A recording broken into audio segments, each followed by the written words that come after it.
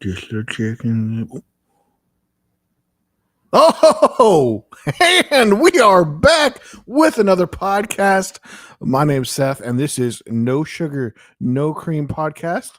That was the worst intro, funny, goofy intro yet so far. So, I'm right, staying consistent at least. Guys, hope you're having a good Tuesday. Coming at you a little early. So we are staying on schedule or up ahead of schedule a little bit. Hope you guys are having a good Tuesday, and hope you had a good Father's Day. Man, we are starting to get into the summer here. Tim is once again out of town. He is not available today. I think he had a little bit of combination of the flu. Of course, why would be he? I know I said you were out of town, and then I said you had the flu. I was like, why would he be out of town with the flu? That doesn't work very well. Man, watched the game what 4 or 5? Game 5 last night, and unfortunately we were rooting for the Pacers, but OKC pulled it out there. Man, Tim, I was about to wake you up. Tim passed out a little early for a little bit, and I was about to wake you up last night because they got within 2 points. I was like, "Oh, this is going to be interesting," and that did not last, but for a few seconds, and then it started going back up. I was like, "Well, I'm glad I didn't waste your time because it quickly they got within 2." And it was funny after the game. I had it on there for a quick second. One of the players even didn't even notice that within 2 points. He was just so wrapped in the game. I guess he wasn't paying attention to the points and didn't even know that they got within 2 points. It was surprising. They had been up on him pretty most of the game, and I was like, well, this could be a change. And they got within 2, and then it went up. After that, it was like they were up by 10 within a minute or two. But yep, just game 6. I think probably tomorrow. And that it could be put away. I'd say it probably goes to game 7. I'm hoping for it. Well, I give up. I can't get it on Instagram. I've tried 3 times. Apologize to Instagram. We will not be gracing you with our presence. That's it. That was the issue, Tim. There's always some little issue we have going online or something, and our issue today is going on Instagram. So I usually, if everything's going too smoothly, I tell Tim, pour some coffee on something, knock something over, because we can't. There you go. Then now kick that box. We got to mess something up because it never goes smoothly. If it goes smoothly, something's going to explode or blow up. So if we have our mistakes before we get started, then it should go smoothly. Oh, Tim. Hallelujah. Tim has miraculously words are hard for me. He's been cured. Yeah, it was a good thing you interrupted my little normal bit, Tim, about you not making it, because I didn't have a very funny one prepared this time. The funniest one has been so far when you came running. I'm like, no, I'm here. And you came running to the picture. Oh my gosh. Tim, how you doing today? Pretty well. Excellent. I finished recording my next album, not the one that's coming out next week, the one that's going to be coming out after that. I did all my parts in the last song. I did a lot of new, unique instruments that I haven't put on a recording in a long time. 4 new instruments. Calm down. Yes, the cowbell is included. Sorry, the cowbell is not included. Oh, no, it's not included. So, well, I will be canceling. Cancel. Oh, ukulele. Oh, ukulele. And baritone guitar. And nylon string guitar. And steel guitar. I have a steel guitar, and I have played it in the past. Played in a country band in South Dakota, and I have not played it in a number of, maybe 4 years. And I dug it out and had to relearn how to even put it together. It's been a few, you forget things if you don't do it. But I'm very pleased with the parts that are on the track. And it'll be, I think, the last track on the album. It's called Somewhere. And I'm super excited about that. I'm excited about the entire album. It'll have 11 songs on it. It'll be called Down and Under. It'll be coming out in August, if we can get it done. If my engineer can get it mixed, and we can get it mastered, and then we can get it on CDs soon enough. So we're really down to the wire here, because this is already the 17th of June. So we don't have a lot of time to finalize the mixes and get it mastered, and then get it put on CDs, and then get it uploaded to streaming. It's going to be tight, but we're doing our best. We need to get it up by August 30th as a deadline. So make it live by August 30th. Oh, you're grounded, mister. All right, a little bit of this day in history. 31 years ago was the OJ chase. 31 years ago, Tim's NBA game got interrupted. And yes, it did. I remember. I just to recap, I was taking Italian lessons. I was trying to remember which language, because I've studied Italian, I've studied Japanese, and it was Italian because I was getting ready to go for Italy for a month, and it was June of 1994, and I was trying to brush up on my Italian so I could chat up all the young Italian women there. And I actually was successful at that when I got there. Anyway, but that's another to the side. So I was at this weekend event just outside of New York City at some college, I remember, at a campus. And that night, I was following the Knicks at that time. I was supporting the Knicks. I was living in New York. I had many season tickets to the Knicks games. Sacrilege, because I was a Celtics fan before that. Temporarily lost my sanity when I moved to New York and rooted for the Knicks. But now I'm back to where I was. Jim, you didn't have to snitch on yourself. No, I'm snitching on myself. Anyway, so the Knicks were in the finals, and they were playing Houston. And I remember after we got done with our lessons, and it was in the common area because we didn't have TVs in our rooms. It was some kind of dormitory thing. And I remember being in the common area of like a dorm setting, and I'm wanting to watch TV, and they had the finals game on, and suddenly it gets interrupted by this live feed from LA. And I was so angry and irritated. I want to see how the Knicks are doing in this game. And it was, lo and behold, a slow speed chase of a white Bronco in LA.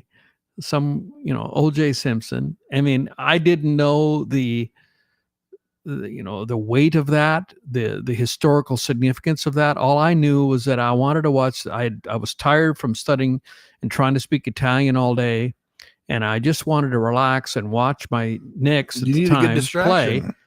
And they interrupted it for this foolish, goofy low-speed police chase of O.J. Simpson. Of course, I knew who O.J. Simpson was.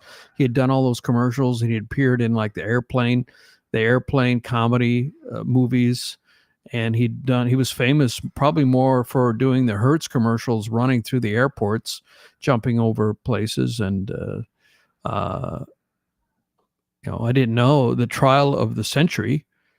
I think that's what they called it. Probably went on in the next year. I was living at the Japan for that, and I missed. Thankfully, I missed that. I guess it was wall-to-wall coverage every day, what was going on in that trial, and I missed all that because I was living in Japan. So, yeah, some good times for me. But that's 31 years ago today, huh? Yeah, I was studying Italian at a remote location, not remote, but I think community college, maybe not that they had rented the space because it was summertime, and we were studying Italian. This is a little bit before our time, but on this day, 1885, the Statue of Liberty arrived in New York. Nice. Give me your tired, give me your poor, give me your I don't remember the entire which is saying. a gift from the French, from France, right? From the French, yeah. Pretty amazing. I mean, I don't know any of these births. Throw out some of the names. Who died? Who was born today? Just throw them out. See if I know. Rodney King. 2012, he passed away. Oh yeah. Can we all just get along? Yeah, I remember that. Yeah. Poor guy. Kurt Swan. He was in '96. He was American illustrator. He passed away. So. Well, most importantly is we're on a podcast, No Sugar, No Cream. No on this sugar, day, no cream. And you are watching it if you're with us live. Appreciate you guys watching. Thank you so much for joining us and supporting us. And we're getting there. I should have looked up. We're closing in on 50. I don't think this is 50 yet. It's awfully close. Maybe it is 50. We're about there, aren't we? Number guys, 50. Yeah, appreciate you guys watching. Appreciate you following. Appreciate it. If you're not subscribed, please subscribe. You can follow us on Instagram also, and most viewers are on Facebook. Appreciate you guys watching. Look for our No Sugar, No Cream Facebook page. We need to get to 100 followers on there. We're just under, so that we can go live on that channel. We've been going live on my surrogate channels, my personal channel and Tim Wolf channel. And which I'd rather not stop doing that if we can, but because we want to be on the branded No Sugar, No Cream also Facebook channel, and we are doing that on YouTube because I don't have a minimum number, but we're still looking on the Tim Wolf one. But yeah, so appreciate you guys. Most of our viewers are on Facebook, and please feel free to share it with your friends so we can get it out to more viewers. And some other people can be entertained is what you call it, I guess. Entertainment. A little bit of hee hoo hoo. Funniest man in Nashville right here. I don't know about that. Not today. This funny man in Nashville got a little bit too late. Slap myself awake. What is the vibrant t-shirt that you're wearing today? This just came in the mail. This was just outside when this is the rebel symbol from Star Wars. Oh, so. I don't know it. Yeah, I don't know that rebel symbol. I confess, I have to give up my Star Wars fan card, but I'm sorry. I didn't see it, Tim. I didn't. I don't even have it. We're gonna earn it, Tim. We're gonna earn it together. Man, I'm scared to start a Star Wars thing with you. The phone might be slowly coming up after a while. Man, Lauren, yeah. I mean, there's some you'd probably like, for the storyline. I mean, man, a series. I feel like there's just be two sci-fi. The first three. Although now there are 4, 5, and 6, which to me is sacrilege because I saw the first three in the movies. The one that came, 77. I was alive and going to movies in 1977. 1977. And then 1980 was the second one. Darth Vader. But I think they called it number 5, didn't they? I don't believe. Not then. The first one, the Star Wars. And there was no numbering like that back then that I remember. The second one, where I am your father, I remember coming out of that in shock. Those two were very impactful. 77 and 1980. I remember very distinctly what I was doing and what was happening in those years. And then the next one, I don't remember. I mean, I remember going to both of those in the theaters. This third one, The Empire Strikes. No, what was The Empire Strikes Back? Or the Revenge? The second one was Empire Strikes Back, right? And then the third one was what was that one, or what is now called number 6?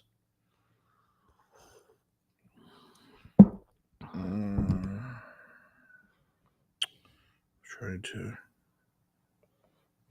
Yeah, so the first one they just called Star Wars. originally.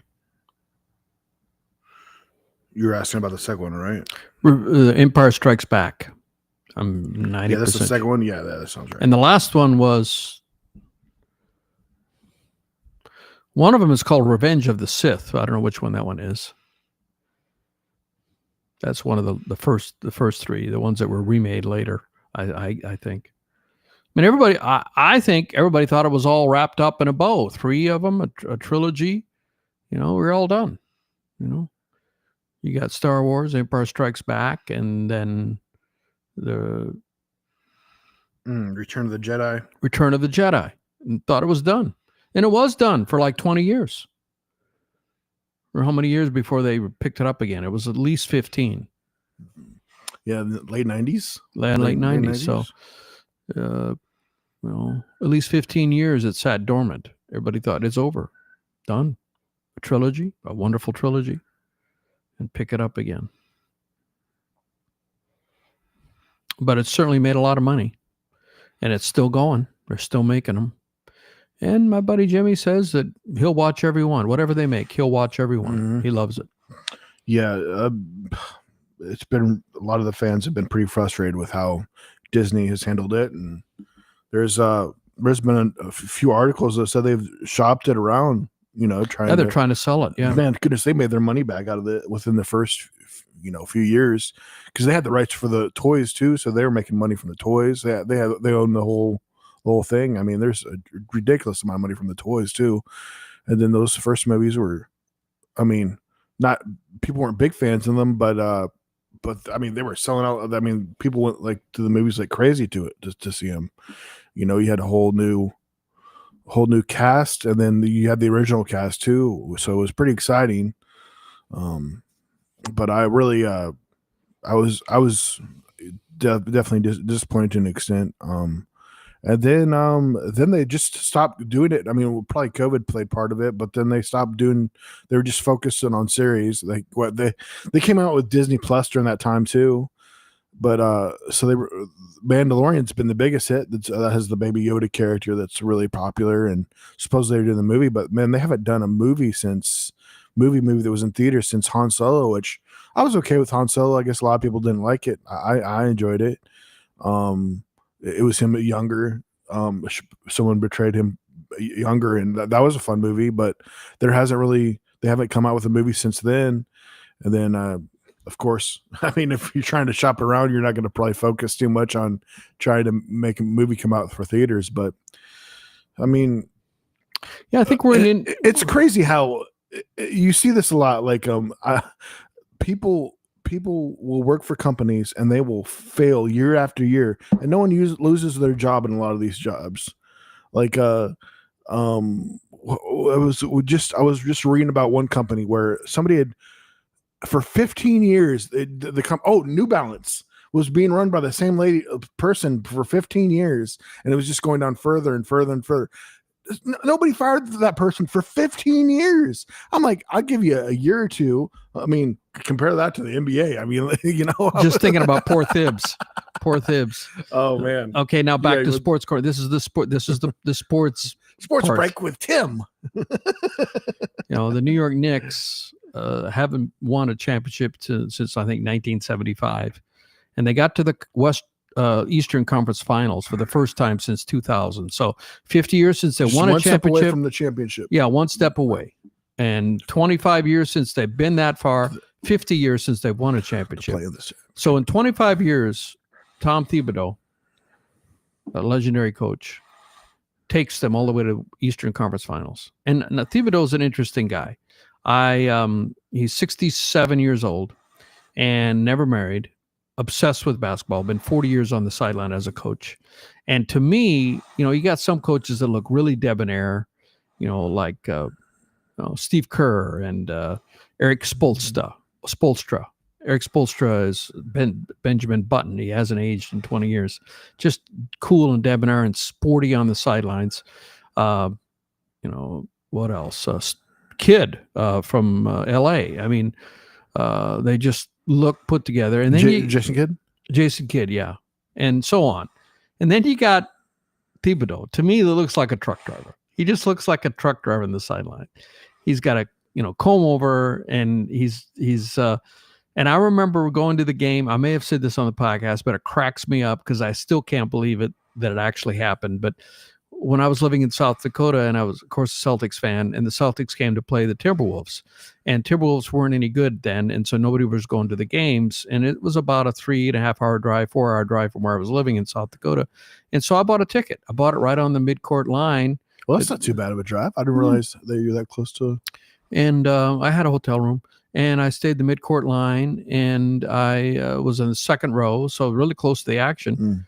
And Thibodeau was coaching the Timberwolves at that time. And every time the Celtics would put up a jump shot or he would yell, "Brick!"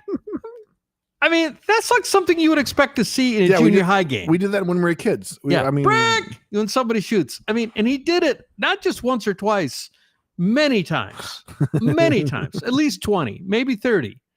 And I'm like, who is this guy? And he had been the head coach of the Bulls when the Bulls kind of had a resurgence. They had Derrick Rose, and around maybe 2012, I don't remember the exact year, and Derrick Rose was MVP that year, and they had the best record. They had a phenomenal record that year. I think they won over 60 games. He was the coach there. He had been a coach of the Celtics.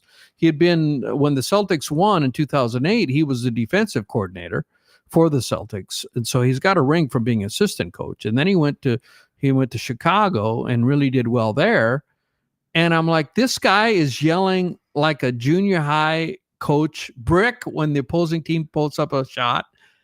I wonder if he's still doing that. Now, when I watched the games when the Celtics played the Knicks, and the Knicks did beat the Celtics, and I didn't hear that from any that mic'd up. Maybe somebody talked to him and said, "Don't do that." But I was absolutely shocked that some professional level coach, but he's a good coach. He has his problems. He has his negatives. He overplays his starters too much, but the fruit is in what he did. He took them to the Eastern Conference Finals, and they unceremoniously fired him. The Knicks did.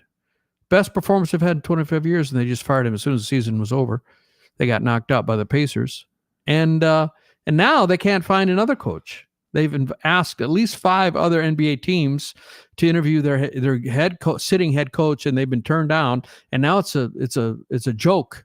People are joking about the Knicks, how incompetent their management is. And some people are saying, even NBA players are saying, Robert Portis, who plays for the 76ers, said they should just call up Thibodeau and say, "We're so sorry, please come back." And he said, "Yeah, like you get in arguments with your girlfriend." This is what Portis said. You get in arguments with your girlfriend, and then you make up, and you can make up. Why don't they make up with Thibodeau?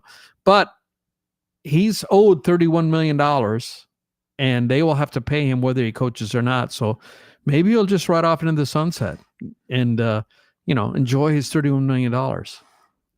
It wouldn't be too bad of a thing, but I mean, he's got the passion for the game. If he gets offered a coaching job other than the Knicks, he probably will take it. Now, whether he'll come back to the Knicks, I mean, they would have to do a lot of, if I was him, they would have to do a lot of apologizing and boot licking, kissing my boots and saying, "We're so sorry, we messed up.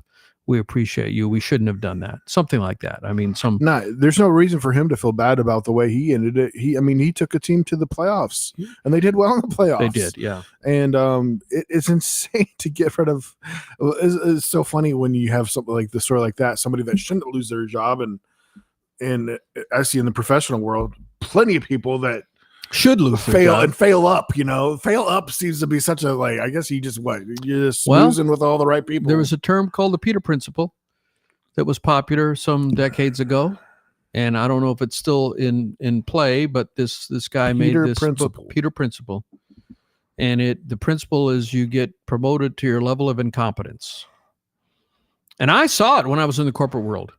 People are let's say a guy or a gal is a great salesperson. They just are the top seller on the entire sales team, and they're great at sales. So manager says, "Well, we'll make him a manager, sales manager," and he's a horrible manager. Mm-hmm. Horrible, great at sales, but horrible at managing. Well, management doesn't drop him back to being a sales guy. He stays there, and since he's performing poorly in that job, he doesn't get promoted. So you get promoted to your level of incompetence. That's the Peter principle. And I think it's still valuable. Promoted to your level of incompetence. Incompetence. That's good. So you get promoted until you are incompetent at that job, and then you don't get demoted, usually. You just get stuck there. When what you were doing before sales, sales is so much different than management, 100%. Yeah. Or, because I can suck at sales and do good. I feel like I'd do much better at management. Because I could motivate people to do good at their job all day too. I mean, when I worked for DuPont, I was mechanical engineering, and I was in the engineering. Of course, the best way to progress was to get a supervisor's job. Everybody wanted to get that promotion, but the job of being an engineer, where you got to work on fun things and build things, and I worked on a project, the Analytical Clinical Analyzer 4, which was a blood work machine. At that time, DuPont had a medical products division, and they've since sold. DuPont is not the same company it was when I was working there. They've sold everything off, and now they're just doing life sciences. They're a much smaller company than they once were. But back then, they had, I don't even remember what they called it. It wasn't pharmaceutical, but we made these machines that you took a blood sample. Something has to analyze that, right? You take a blood sample, and then you get the results back. What's your glucose level? What's your, whatever they all check. They check. Well, we'll need a blood test on that. There's a machine in the lab that does that. And the ACA was the automatic clinical automatic clinical analyzer, ACA. I think they still make them. Somebody bought it and still's making the ACA. They're probably up to ACA 20 by now. I don't know. But ACA 3 was a big machine. It took a lot of space. And we were tasked with making an ACA 4, which was, I calculated the volume. It was 1/6 the size. So it would fit in small labs. It did everything the ACA 3 would do, but it was smaller and it would take longer. It would take like twice as long. Theranos should have invented. So, we developed this machine, and how it worked is you had these plastic packets that were about the size of a 3x5 card that had chemicals in them. And so you would put the blood sample vial in the system, and the system would inject the blood from the patient into this disposable cartridge, and with the chemicals in it, and depending what you're testing, whatever test you're testing, it would have different chemicals in it. And then it would, so first step was loading it. Then the next step, we had the breakers where a mechanical would come and break the tablets inside the packet. So the breaker system, and then we would go to a mixing system where the next one would touch it and make sure the chemicals. We had 2 mixing stations. And it was a very mechanical device, and I was a mechanical engineer. So these would go around and then go to the, breaker 1, and then mixing 1 and mixing 2, or was there 2 breakers? I don't remember. And then it would go to the final step, which was the photosynthesis step, and it would shine a light through it. And based on the reaction of the chemicals with the blood, it would be able to tell you how much glucose or iron or whatever it was studying. It is a repeatable test. It would give you the results, and then it would show it, and then that would be reported to the patient or to the doctor for the patient.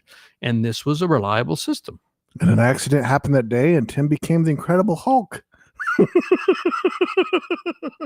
So I was involved in developing. How we get on this subject? But I was involved in developing this, this machine, the mechanical part, and then we had some problems where that was all disposable. So you'd have these cartridges, the chemicals in it, and then it had to go through this chain around, and sometimes they would fold when they got, they would fold, and then they would not work properly, because when it got to the photosynthesis, it was calibrated for going through 2 sheets of plastic, 1 on either side, and if it was folded over, it was going through 4 sheets. And it would not do the proper. So we had it was a mechanical problem that as that 3x5 cartridge was going around, sometimes it would catch and fold, and a small percentage, and they would redo the test, but it was a quality issue. So I was tasked on kind of a special force and we had cameras set up to try to analyze what's causing this. And I remember the solution, which I came up with. I developed these guides, specially shaped metal guides that would guided it so that when it went in, it would not catch on the edge. And I coated them. I found a local company that could coat them with Teflon. And so we made these, so they were very slippery. And we made these Teflon coated little guards that we could retrofit to the machines that were already in the field. And that was my project. And I put those on the machines, and then I even calibrated and calculated how much we reduced the folding issue. You know, it was something that was happening less than 10% of the time, but that you want zero. You don't want that you want every time you do it. You might need to re-pull, maybe you didn't pull enough blood from the patient and you need to get another. Well, we had a faulty test, so you got to get another blood pull. Nobody wants to do that. Right. So you want it to work perfectly. So you want to reduce the number of incidences of that issue. And I was interfacing with the local. So I'm in this big corporate company, and the companies that were doing that was small 1 or 2 person or 3 person machine shops, and going there and interacting with those people, they're like blue collar workers, that own a shop that are doing things. And maybe they have like up to 5 or 8 workers, but they're not corporate. And you walk in and there's metal shavings everywhere. And, there are definitely a lot of OSHA violations if you're a big company. So I had to straddle those 2 worlds. And then I had to bring that back and report to my corporate boss and manager and whatnot. The point is, I love that work, but the guy who I reported to was a supervisor. Radically different job. You're trying to make sure budgets are in line and timesheets and costs, and completely different from, trying to figure out a problem. So was he one of those people that failed up? I don't know. That's what brought us here, the Peter thing, right? Yeah. Would you call that again? I'm just saying those are 2 radically different jobs. 2 radically different jobs. Managing the engineers doing the work that I was doing, the engineering work, and then managing the engineers doing that work. Those are 2 different jobs. And then the further up you go, the more different it gets. When you get to be a CEO or a president, you're doing a lot. It's deep. It's political BS you have to deal with, because you're trying to meetings probably constantly, right? Meetings. Yeah.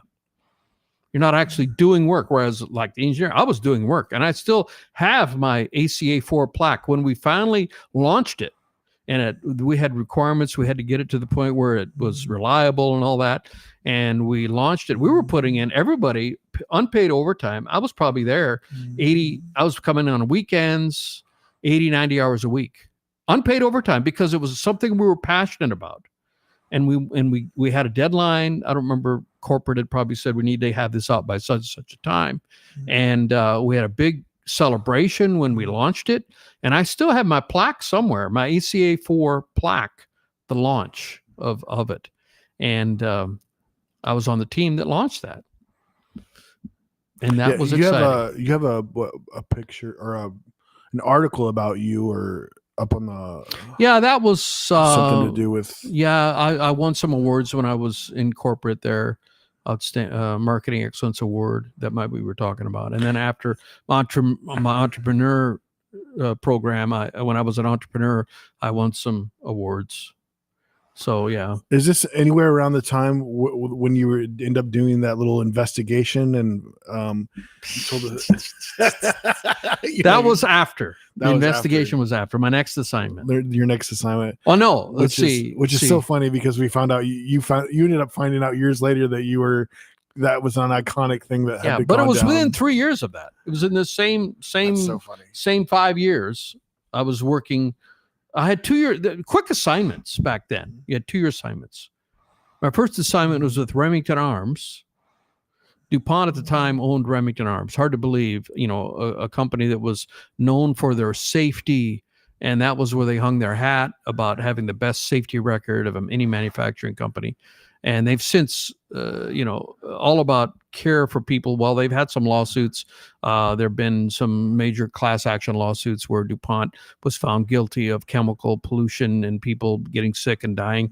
So the bloom was kind of off the rose, and that's, I think, why they sold a lot of those businesses. But back then, the idea was DuPont is the safest company and cares about people, and that was the image that they had. They owned a lot of different companies. A lot of different businesses, many different businesses. So chemical businesses. It was a chemical company. Plastics, chemicals, invented Teflon. Kind of funny. Teflon was a DuPont product, but we needed somebody who put the Teflon on the actual. DuPont made the Teflon. Yeah, what was the situation with that again? You were trying to. Well, we made these little tiny metal pieces that were, when this plastic thing had to go in between these two jaws, that was the breaker.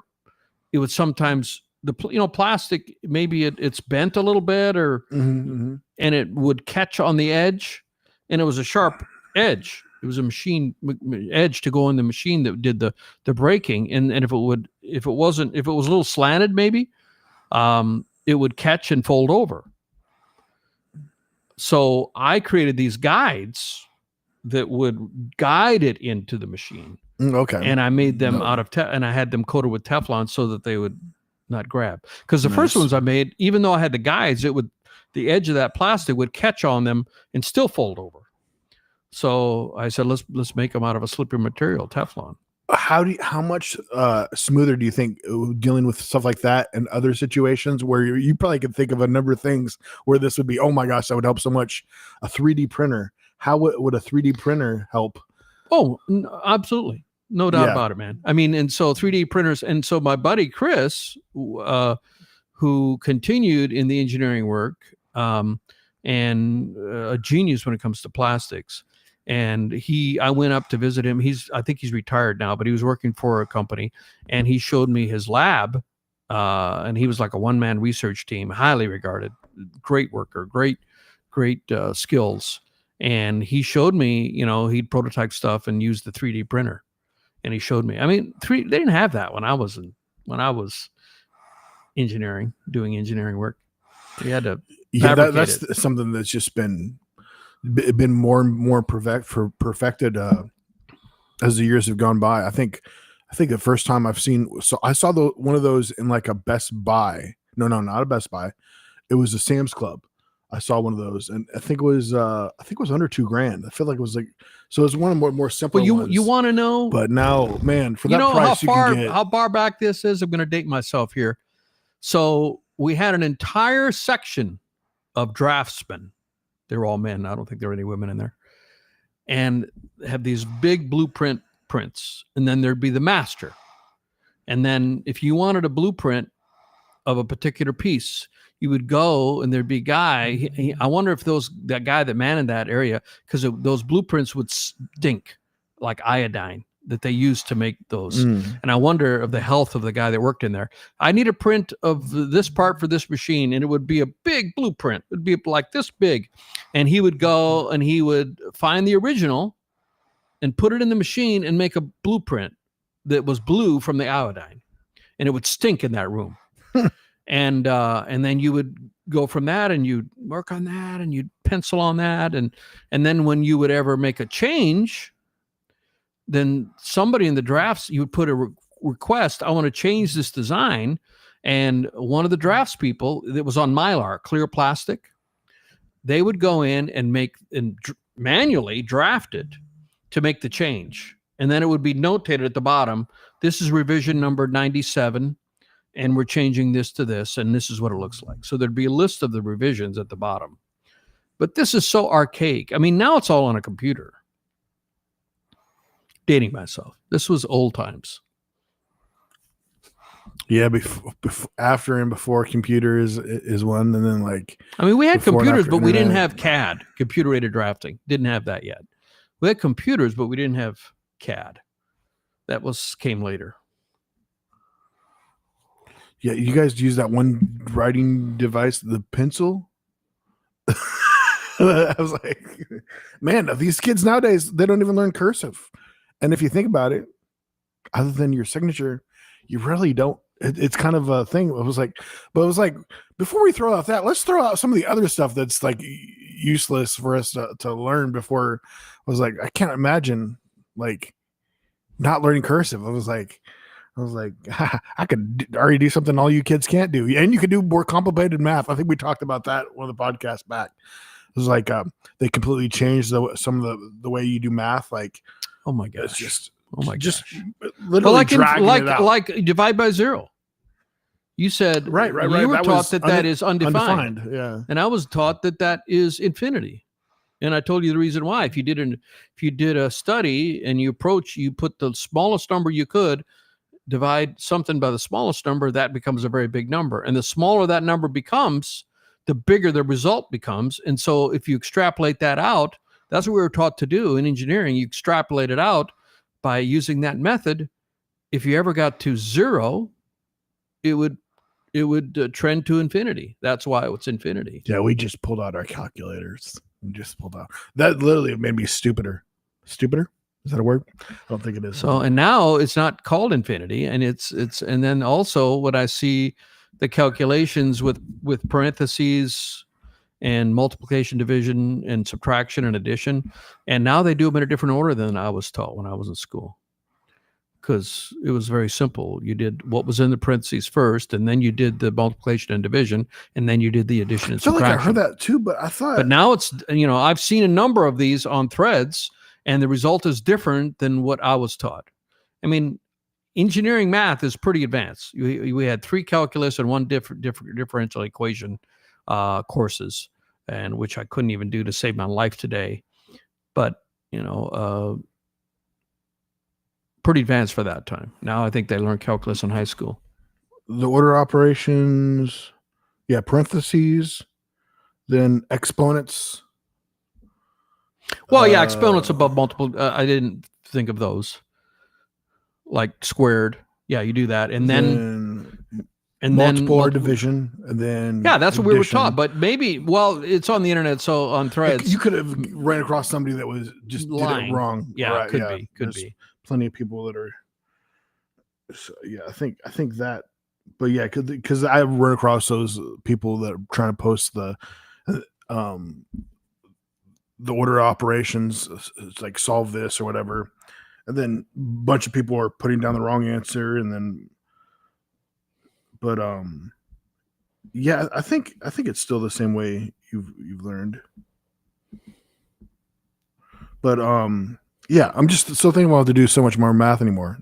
It was like I loved equations and stuff. That was one really good subject I was good at. I mean, I wish I was even more better at like history, like knowing all that kind of stuff is kind of interesting. If anything, like for you, it's good for conversation. I always love when you bring up history facts and like that kind of stuff. And I mean that is not as interesting as your own life and hearing about things like DuPont and stuff like that. It was like that's always fun to get a story. I was going to ask you. I'm just a dumb engineer. It's not as catchy as when Grandpa always said. My dad used to say, "I'm just a dumb farmer." He'd say, "I'm just a dumb farmer." He's one of the smartest men I've ever known. Very smart.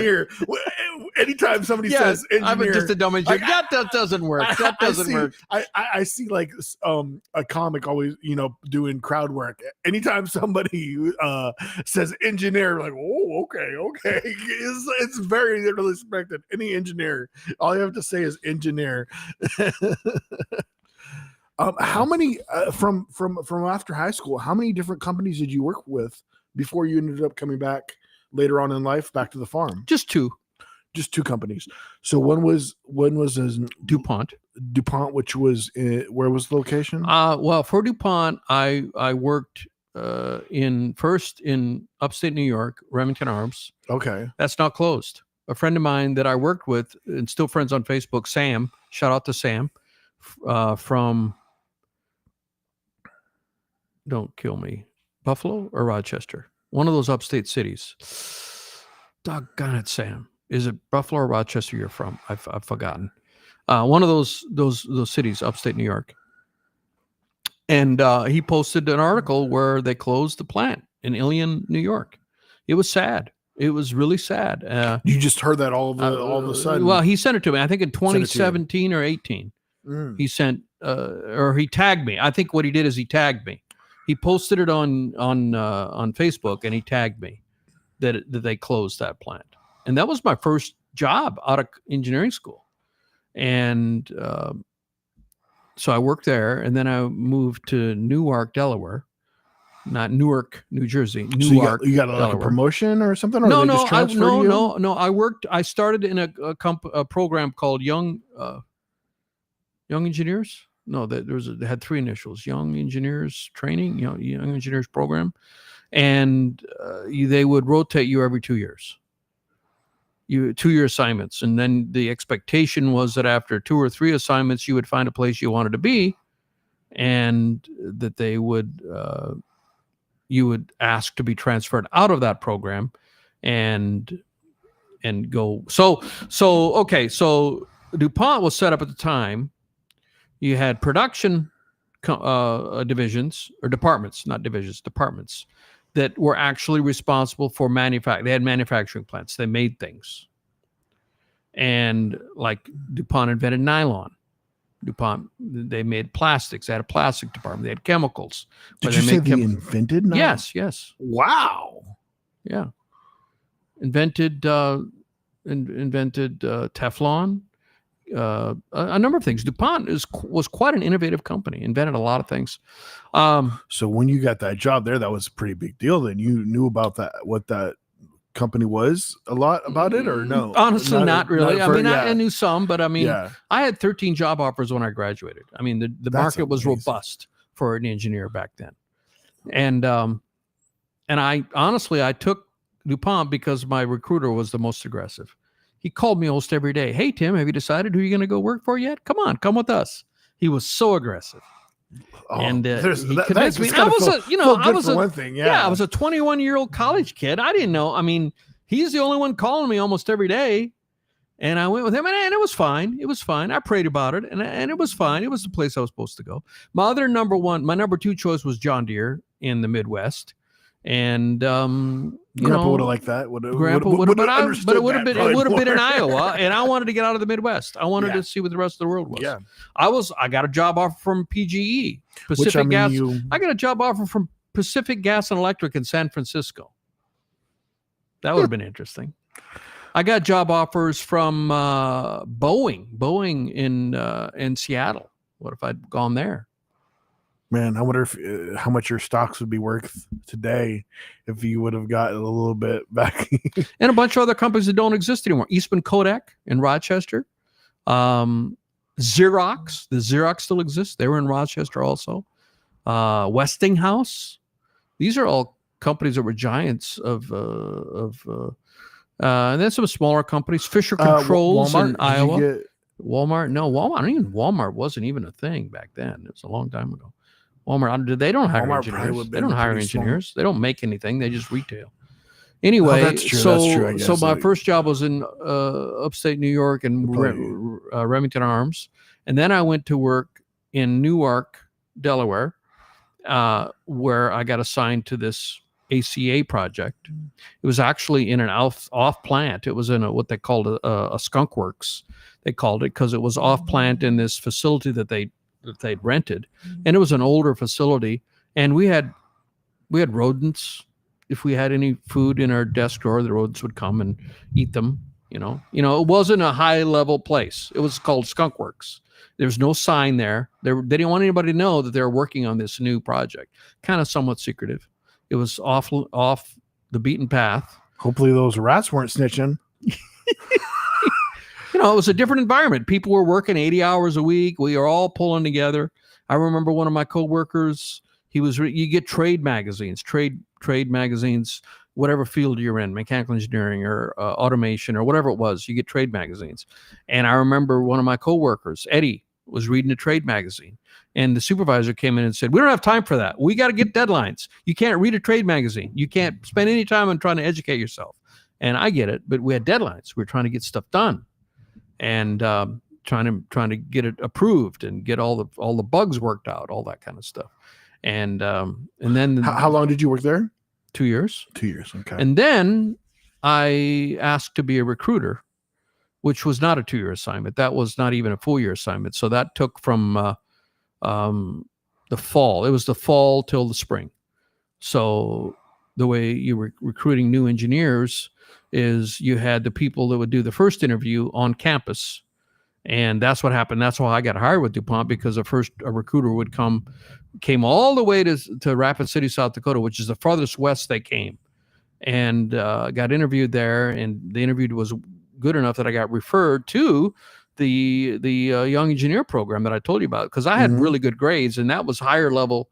You had to be at a higher level quality candidate to get into that program. And they referred me to that. And I came to Delaware and interviewed the second interview, and they offered me the job, and I ended up taking it. Well, I ended up taking that job. 5 years later, I'm the recruiter in Delaware that the engineers come and have their second interview with. And I picked them up at the Hotel DuPont. They find a way, a shuttle. We arrange all that. I had to arrange. I was responsible for them. They would come in. Did you say the Hotel DuPont? Yeah, Hotel DuPont. Very prestigious. I think it still exists. Very old school, kind of like the Arlington, but a little more upscale. Very high end. They had their own stuff. hotel. Yeah, Hotel DuPont. Huh. Yeah, and I think it's still there. I mean, I know they renovated it because it needed renovating. It was, old school. Did they let people that were working for them live there for a little bit until they found a place or something? No. That was where they stayed. A strict hotel. Strict hotel, yeah. And we had breakfast in the dining room, very elegant dining room. That's where I first found my love for Eggs Benedict. And I loved Eggs Benedict so much. You dangle both. That when I finished doing that round, they made, I still have a drawing. Somebody made a drawing for me, Eggs Benedict, because that's what I would order every morning when I had an interview. And I would pick them up and then take them from Wilmington, Delaware to Newark, Delaware, and have them in my office, and then take them to 2 other interviews. I would interview them, and then they would have 2 other people interview them. A manager, and then the top dog, the director, would interview them. And then I would take them back to the airport, and they'd fly out, and I would arrange their flights and everything. And just kind of like hosting them, I guess. And I think I had 50, maybe roughly 50 people come through. And I had to vote whether they got a job or not. I had some power. They would not offer. Say. Vote. A vote. Okay. There were 3 that voted. The 3 that saw them: me, the manager, and it was different managers each time, and the big director. And if any of us said no, they didn't get the job. Did they you didn't get a job discuss it between the 3 of you before you voted, or to make sure you're on the same page? I honestly don't remember. If we did that. I think we just cast our vote one way or another. And I remember back then, DuPont was really big push early on. They were really about trying to increase women and minorities, because they had discovered that it was all white males, and they were ahead of their time. It was a DEI, is that what it's called? And so we were told that if we had a minority female come in, that was 2 points, because they covered, if they wanted to hire 50% women or minorities. And if you hired a minority female, that means you could hire 1 more white male, because that's 2 points. So if you hire 100 people and you have 49 minorities and one of them is also a woman, that counts for 50 points, because that one person gets 2 points. Yeah. So you can hire 51 white males. Probably the biggest struggle there is that there just probably isn't as many women even trying to get it. And I remember going to graduate. I remember specifically there was this Asian, I think she was Chinese woman, who had a master's, which is a higher level, higher level, master's level person. And her English was so bad, I could hardly understand her. We offered her a job. because she was a white female. She checked 2 boxes, and she had a master's. She had great grades. Yeah, if she could quickly learn. I mean, I feel like you could quickly learn. I mean, engineering. You don't. Engineering is engineering. You don't need. Yeah. It's not like sales. You can be a great engineer and not really. You got to communicate what you're designing. You got to communicate with your team. That would be a fallback. But doing the actual work is not as important as maybe other jobs. Well, being forced to communicate, I hope after 6 months, you probably. Obviously, she was very smart. She had great grades, I remember. So that was instructive, being in a recruiter and, getting exposed to that world. And I got to see the director a lot, and that helped me a lot in my career. He really liked me. Roger was his name, Roger Wilson. He liked me, and he boosted my career. So taking that, nobody wanted to do the recruiter. That's why when I said I'll take the recruiter, they said, okay, you're in. Because for some reason, nobody else wanted to do that. For some reason, none of the engineers wanted to do that recruiter job. I'm not sure why. So I did that. And then after that, I got a job working in, after I did that stint, and that was only like 6 months. Then I took the job where I did the competitive intelligence. Oh, yeah. And became iconic. I don't know which episode that is, but Tim ends up doing some investigation. So, so I started saying the organization of the company, then you had your production departments that actually had plants and produced things and made money. And then you had your support departments. Engineering was one of the support departments. And my job originally was with the engineering department, but we were placed in plants. And there was a lot of resentment by local engineers because we were only going to be there for 2 years. And, a lot of the engineers in that program had egos. I didn't have an ego, of course. But, and we were only in for, only in there for 2 years. And, Ilion, New York, I mean, it's kind of a downtrodden. I mean, I don't know how it is economically now, but it's not an economic hotbed. I mean, it's so you're coming in and they saw it as these high flying engineers coming in from Wilmington, and they're going to be gone in 2 years and be on to something else. And so there was a little bit of resentment, I feel. And I didn't even realize that when I walked into it. I was a wonder-bred white farm boy from South Dakota. I was not prepared for the political intrigue. You're a wrestler. You got to kick their butt. They didn't even know. So I was not well prepared for that first job. But anyway, so that was, and then after I did so that was technically my 4th assignment, 3 2-year assignments, and then the short one. And then it was time to find a full-time position. And that's when I went to the polymers department and got sales in selling plastics, being a sales guy for plastics. How'd you like doing sales? It was wonderful. That's when I moved to Boston. So I moved from the Delaware area to Boston. And in only 2 years, I got promoted and brought back to Wilmington in kind of a, I wasn't a supervisor, but I was in the corporate office for the department. So, got promoted, and then I quit. But yet remained faithful to the Celtics.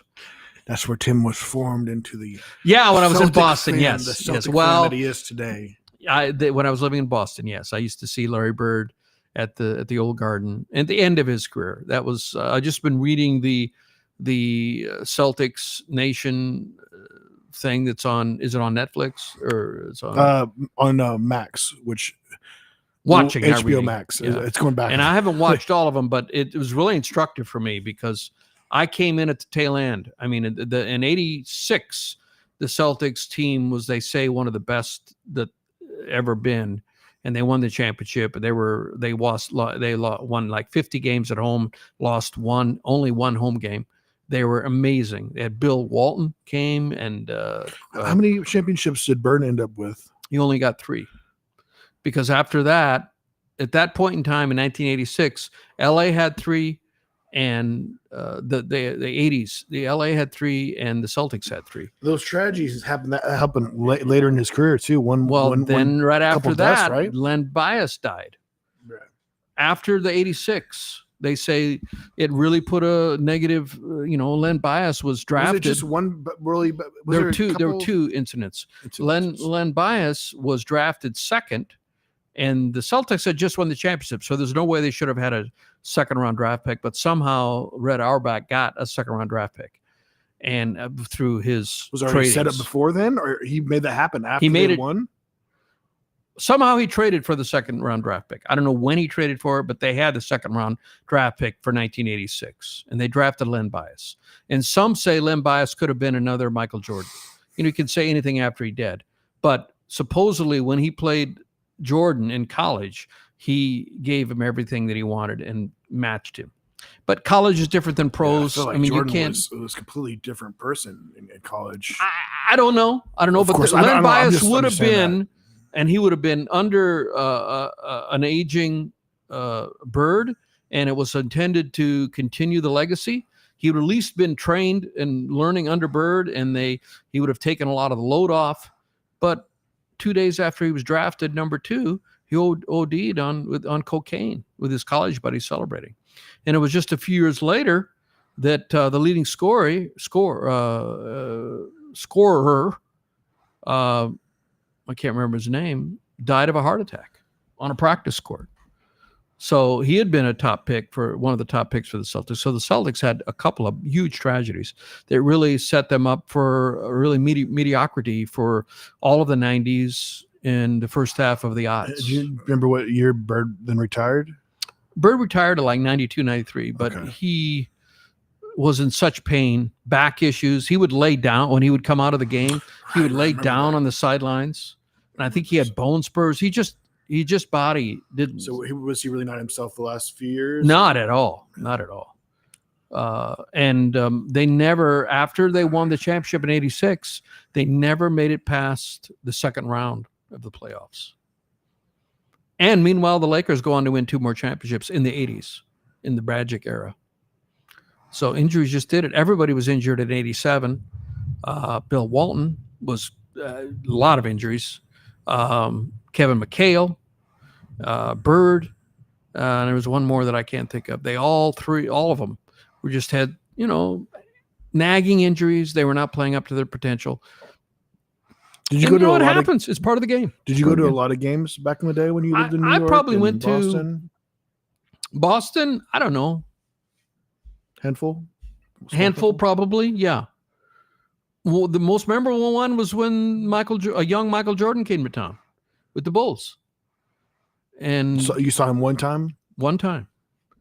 And I remember, he was coming to town, and it's like 87, 88. And, he was the big hot, everybody was talking about him. And he was scoring all these. And I remember after the game, it was like, man, Jordan put on a show. Very flamboyant shots. And he really showed up Larry Bird based on watching the game. And then I checked the box score. Jordan had 40 points. Bird had 45. Mm-hmm. Yeah. But he did completely different style. players. Not flamboyant, just lunch pail, just blue collar lunch pail kind of stuff. And Jordan was doing stuff that people never had done, and now now a lot of that stuff is, some of it is still very unique. I mean, I still open my mouth. Somebody the other day did is coming up, and then totally a Jordan move coming up, and then completely under. Oh my gosh! And he perfectly made it. It was amazing. I can't remember who it was, but you look up Dr. J. Yeah, Dr. J was doing a lot of that stuff too. Yeah. There's a video of Dr. J shooting a ball he was still in bounds, but he was going out of bounds. And when he let the ball go, it went over the backboard from the back and went in the bucket. Dr. J did a lot of those types of heroics, so I wouldn't say that things, Michael Jordan was an absolutely amazing player. No doubt about it. Hopefully there's a small handful of original stuff that I felt he did, or like. Oh, I don't mean to. Definitely nobody who stuck his tongue out like he did. Yeah, one of the best the game's ever seen. No, and who's going to be the GOAT? I mean, how are you going to decide that? I mean, he's definitely in the conversation. There's no doubt about it, and he could be the one. could be the best ever. I mean, he never lost the championship. Of course, he had a great supporting cast. He won all 6 championships that he got to the finals. Nobody else has won. I mean, well, Bill Russell won 8. So Bill Russell won more championships. But different era as well. So and then you had Wilt Chamberlain, who, scored like 100 points in a game. Who was the best of all time? I mean, there's a handful of them, but definitely Jordan is in the conversation. There's no doubt about it. Yep, I definitely think he's the greatest of all time. I mean, and definitely turned him into a billionaire. It's crazy. With they came out with a movie called about the shoe. Jordan, he did something that and his mom pushed for it to happen. The deal he made with Nike was something no one had ever done before, and he took a percentage of every shoe, and that had been done before, and they were about to say no way, because I mean that just wasn't done. And but sure enough, he got a percentage of every shoe, and it was well worth it. And that was before Nike was big. I mean, that helped Nike become. Yeah, I mean, taking a percentage is always smarter. I mean, I keep seeing this pops up every so often on people are reusing the same thing. But Vincent Peale, the horror voice guy, who was hired to do the voiceover for the Michael Jackson Thriller video, which was like 7 minutes long. And he didn't know how iconic that was going to be. And he was offered, do you want a percentage of the take on this, or do you want a $20,000 payment? He took the $20,000. Yeah. Mistake!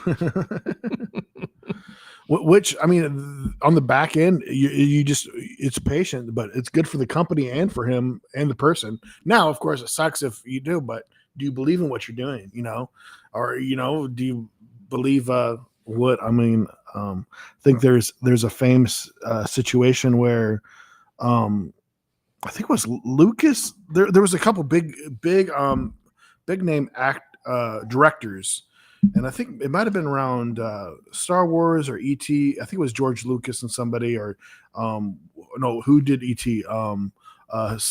Starts with S. Spielberg.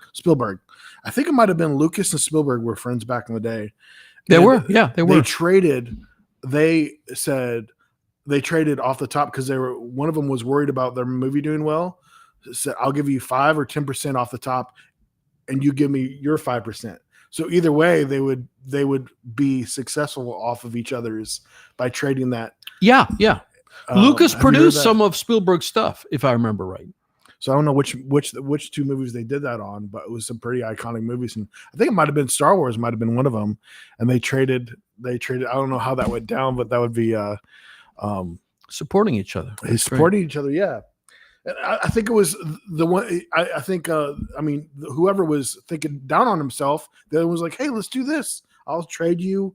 So that's support. Support for each other. That's amazing. Neat. That's amazing. And especially when you're like, hey, you know how good your buddy is. It's like, man, this is going to be good. This is going to be a good. And a lot of times you're so close to it that you don't even see how big it's going to be. You don't even notice that. You know what? I wonder if I. Uh-oh. Did I move this in the way? Uh-oh. Was that been in the way the whole time? It stopped anyway. Oh, it stopped. Yeah. It's been an hour now. Oh, we're over an hour. Are we still live on Facebook and everything? Yeah, we're still going. All right. Well, I will wrap it up. But yeah, I was just going to say, being so close to something, you don't see your vision is kind of clouded, and somebody from the outside can have a better view of what's going on in this situation, if that makes sense to you. But anyways, guys, we love you very much. We got a nice, beautiful, rainy day going on now. It started raining during the podcast. Guys, if you aren't following us, please follow us. Like, share, subscribe, share. Big thing. If you'd share the podcast, that helps us out big time. We love you very much, and we will see you next time. Bye.